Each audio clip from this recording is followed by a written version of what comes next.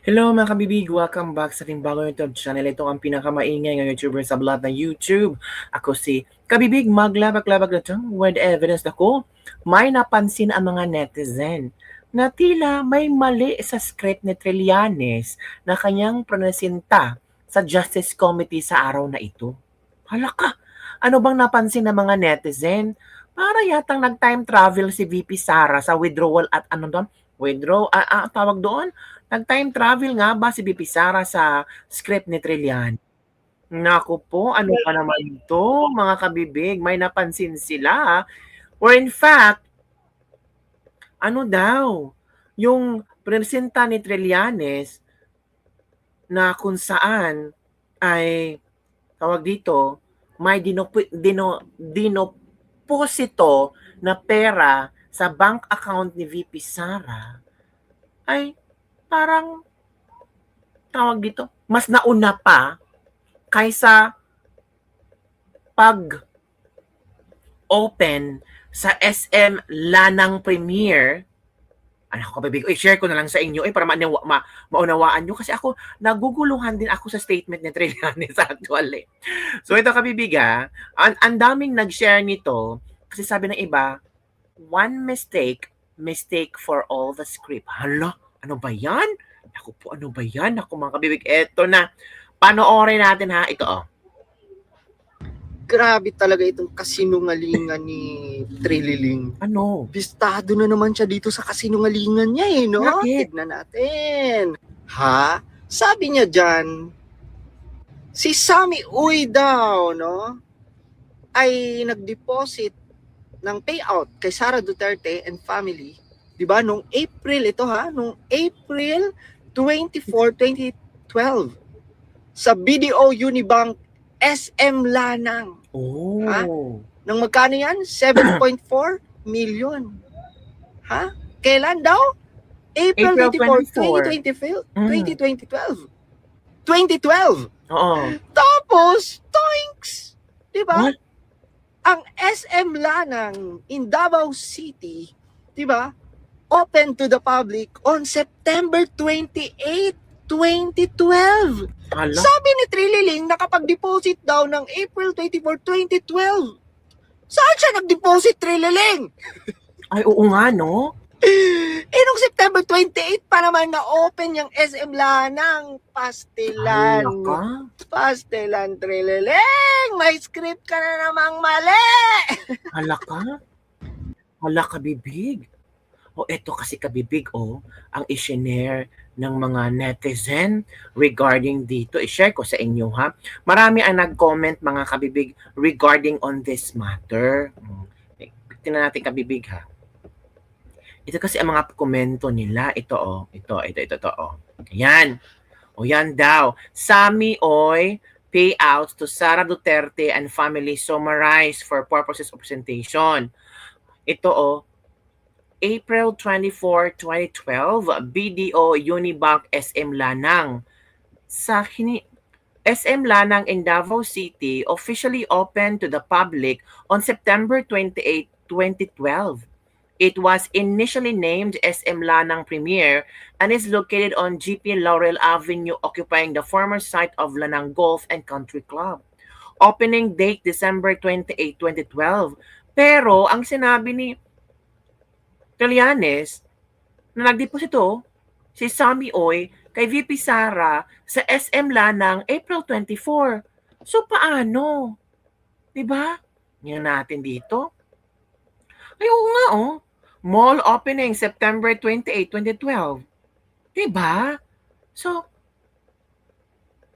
ang tanong ng maraming Pilipino, anong nangyari? Ba't ganyan ang nangyari? Ba't ano to? Ano ba? Time travel? Si Sammy Uy, mas nauna pang magdeposito sa SM Lanang na hindi pa open? Paano nangyari yun? Ganun ba ka-powerful si Sammy Lanang na hindi pa open ang mall for any transactions and so on and so forth, pero siya po din na mag-transact? Ano ba naman yan, mga kabibig? Naguguluhan ako. 'Di ba? Halak. Yan ang nakita ng maraming netizen. Hala ka, paano yan?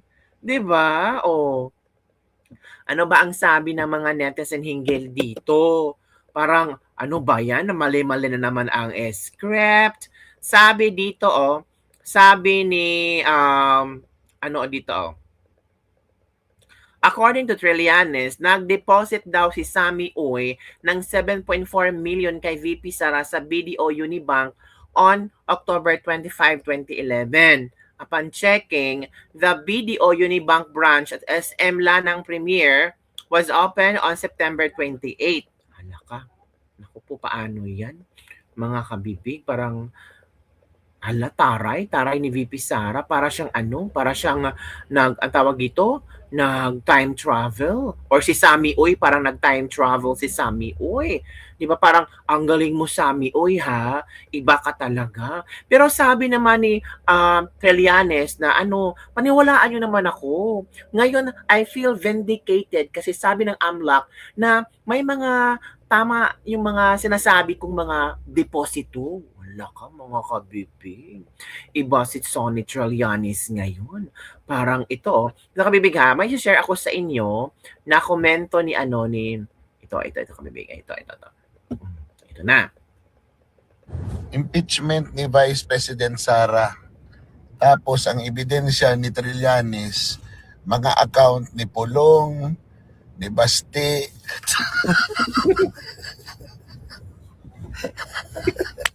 Tama, no? Tapos sabi niya galing daw yun sa drug lord. Sabi mo lang. Pambira ito si Trillanes. Klaradong-klarado talaga na yung hearing na yan, ha, hindi talaga accountability, paninira. Hala ka. King ina ninyo. Hindi na kayo tumigil. O bahala kayo, ha. Basta, pagdating ng panahon, ha? Pagdating ng panahon, Hala ka. sigurado yan, ha? Iyakan yan. Kaya ikaw, Trillanes, talagang gawin mo lahat, huwag manalo si Sara Duterte. Kasi pag manalo, alam ko, takot na takot ka na nga ngayon eh. Sayang ang bayot. Ito naman ang komento ng ating mga netizen. Ito yung exciting part. Sablay na agad. Ayos, poro wintong si Trillian. Yung mga komento ng ating mga netizen, mga kabibig ha. So, ito pa nga ang sinasabi ni Josette Doctolero ha. Meron siyang komento hinggil sa issue na ito yung mga maling script ni Trillanes. Ito kabibig, i-share ko sa inyo ha. Sabi dito ni Miss Josette, oh. Saan ba to? Ay, hanapin ko muna si Miss Suzette. Suzette. Ito. Ito ang sabi ni Miss Suzette tungkol dito mga kabibig. Ito sabi niya. Wait. Ito. Nasaan ba yun? Wait muna. Sabi niya, fake at invento. Again, wala pong BDO SM Lanang from October 2011 to April 12, 2012 kung saan nagdeposito daw di umano ng milyon-milyon ang isang alleged drug lord sa bank account ni Sara. September 2012 lang nagbukas ang SM Lanang at BDO. Ano iyan? Hindi malinaw na invento. Trillanes, anong tawag sa'yo? Sabi na ni ito pa. Ito may makikita mo ring may mga imbento at corona talaga ang impeachment na ito. Si Justice Corona, para dong kung ano ang nangyari kay VP Sara ngayon, parang nangyari na kay Justice Corona. Halimbawa, from October 2011 to April 2012, ay may mga alleged transaction daw si Sara sa BDO SM Lanang. Baka tanggap daw ng pera mula sa isang alleged drug lord kay Sammy Uy. Ang problema, wala pang BDO SM Lanang noong 2011 to April 2012 kasi September 28 nga nagkaroon ng BDO doon. paano nangyari na bigla siyang may transactions noong panahon iyon? Lalo't ang SM Lanang ay natapos gawin at nagbukas lang to the public noong September 28, 2012 rin. Ang tindi ng kasinungalingang ito. Hindi porket ipinagtatanggol si Sara ay kampi na agad. Hindi ba't maging ang kriminal ay binibigyan ng due process at proteksyong legal? Ayaw natin ng another corona. Kung totoong may corruption, dapat totoo nga. Hindi may halong invento. Tigilan na. Ayan na, kabibig. Na parang hindi na gusto. Ito nga, kabibig. Oh. Oo nga, meron talaga. Tingnan nyo, oh. October, oo, SM Lanang. Oo.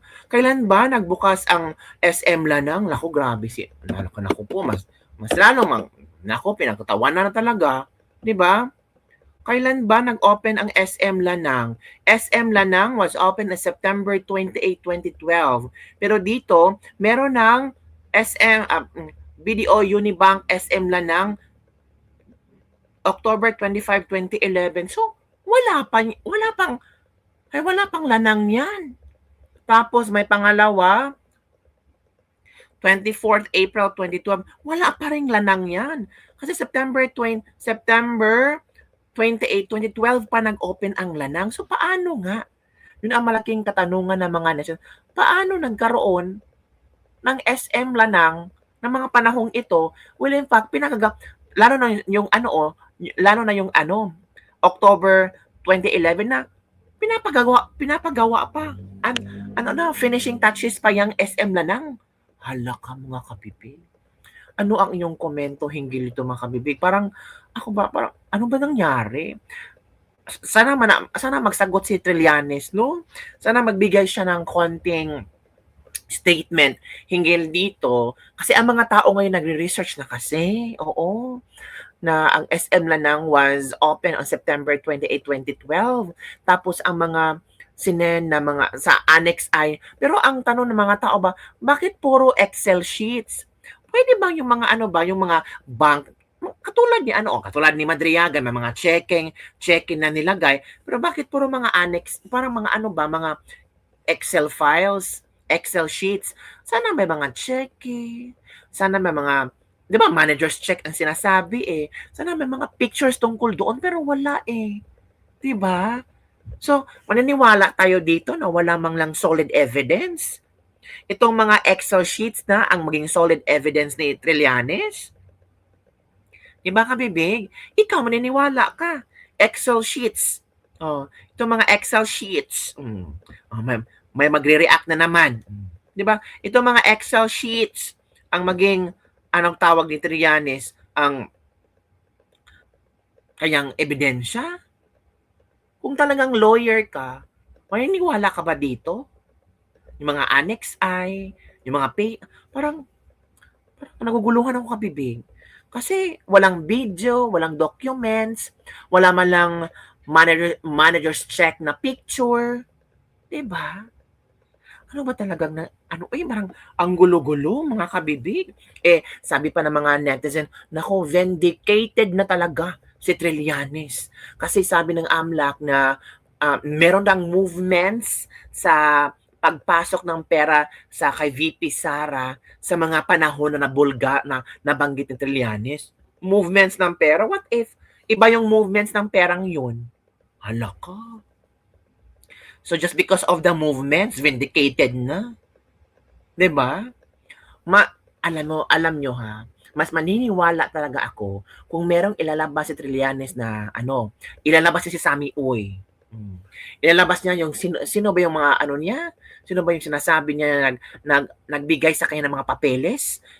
Oo, pagsalitain niya, paupuin niya, at magdala siya ng mga dokumento. Katulad ng 18 ex-Marines, di ba? May mga video, may mga pictures. Di ba? So, talagang hindi lang puro salita. Talagang may dokumento, may ebidensyang nilatag. Pero ang ebidensya ni Trillanes, puro lang Excel sheets. Di ba? So, maniniwala. Kung ikaw, isang Pilipino na marunong mag-obserba, at hindi agad maniwala. So, do you think itong mga Excel sheets na pinamamahagi ni Trillanes ngayon, kapani-paniwala? Di ba kung ikaw, kailangan mo talaga ng more evidences para talagang mahuhook kami at mapapaniwala mo kami na, ay, totoo.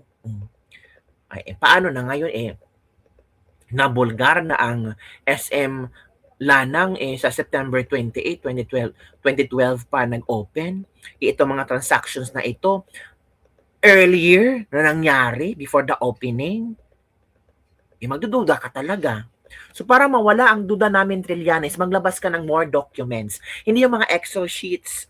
Kasi for me, hindi ka pati paniwala. Kasi Excel sheets lang yan. Pwede kang magawa-gawa ng mga Excel sheets, di ba? Pwede magawa yan, di ba? Pero dapat may supporting details, supporting evidence. Hindi lang Excel sheets. Di ba, Kabibig?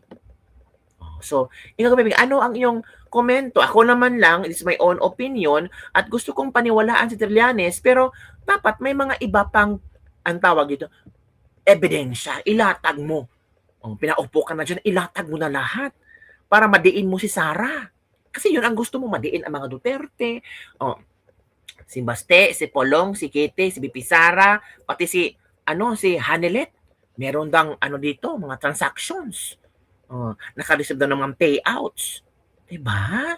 Ano sa palagay ng Kabibig? Ano kaya maging reaction ng pamilya Duterte na sila? Kasi sila ng lahat. Dinamay na silang lahat na magkakapatid, pati yung second wife, buti lang ang first wife hindi nadamay. Diba? Baka later madamay na din ito. Uy, wag naman po kayong ganun, ha. Basta, Trillanes, sa mata ng mga tao, hindi lang Excel sheets ang pwede mong ipakita sa amin.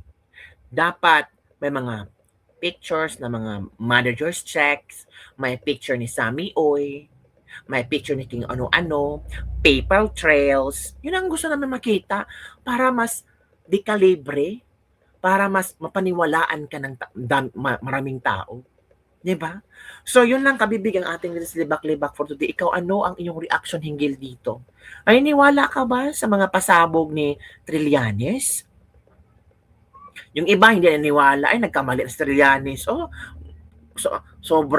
Sobrang mali ang mga dates. Tapos yung SM Lanang was open September 28, 2012, pero may mga early transactions na hindi pa open ang SM Lanang, 'di ba? So, maka-question ka talaga na, uy, talaga hindi mo chinek kung kailan nag-open ang SM Lanang. Yun nakita ng mga tao, Kabibig, yun ang sabi ng ibang tao, ay ano ba naman 'yan? Maganda na sana yung script pero meron pa ring gusot. Sana masagot ni Trillanes. May mga gusot-gusot pa. Paano 'yan, mga Kabibig? Ito si Trillanes, mga Kabibig, sabi ni Trillanes, paniwalaan niyo naman ako. At ngayon ay maniniwala na kayo sa akin. Sabi ni Trillanes, for almost 10 years, talagang pinuporsige ko na paniwalaan niyo ako. Ngayon, ito na. Go, Trillanes. Ito na. Personal vindication kasi sa akin. Personal vindication. Ano lang insignificant yun kasi malaking damage ang nagawa ng mga Duterte sa bayan natin. So kahit na I was proven correct later on, pero the past 10 years, grabe na yung nangyari at marami nang namatay na perwisyo at nanakawan dito sa ating bayan. So sana lang sa susunod konting tiwala naman kasi hindi naman ako gumagawa lang ng kwento. Ito po ay tungkulin ko sa bayan. Simula pa noong 2003, ginagawa na namin to. Hindi po kami nag-iimbento ng kwento. Mga, of course, people hindi siya nag-iimbento ng kwento, 'di ba? Pero anong sabi ni El Lazarze Vlog, kwento mo sa Pagong? Hala, buhay pa si Bicoy. Sabi saya pa, Bongbong may wow, starring din today. Tem effort. Malaki daw ang damage sa bahay natin. Talaga ba? Sabi, from Pakialamero to. Nagmamakaawa na pero wala pa rin naniniwala sa kanya. From Gorgiano, San Jose, Giselle. Itong si Drilling na ito, ambisyoso na sa bansa, wala mang magawa. Kaya parang aso yung kulitan sa ginawa mo. Tama ang karamihan ay nagmahal kay Duterte dahil may nagawa siya o ang bayan ang dulo naman totoo at nabawasan ang mga dulo. Isa lang masabi ko dyan, omay na ako sa asong kahol ng kahol. Aw, aw, aw, awu, awu. From Jack Jeka. Bakit basta tungkol sa usaping Duterte nandyan talaga si Trillanes? Ay, ewan ko dahil, hindi ko rin alam kung bakit nandyan si Trillanes basta usaping Duterte. Noon pa yan. Grabe yung fighting spirit ni Trillanes, no? So yun lang kabibig ang ating latest libak-libak for the day. Don't forget to like, subscribe, and share this video para sa mga latest trending news nating pag-usap-usapan. Oh, may mali nga ba sa script ni Trillanes? Ano sa palagay nyo? Bye everyone. See you next time.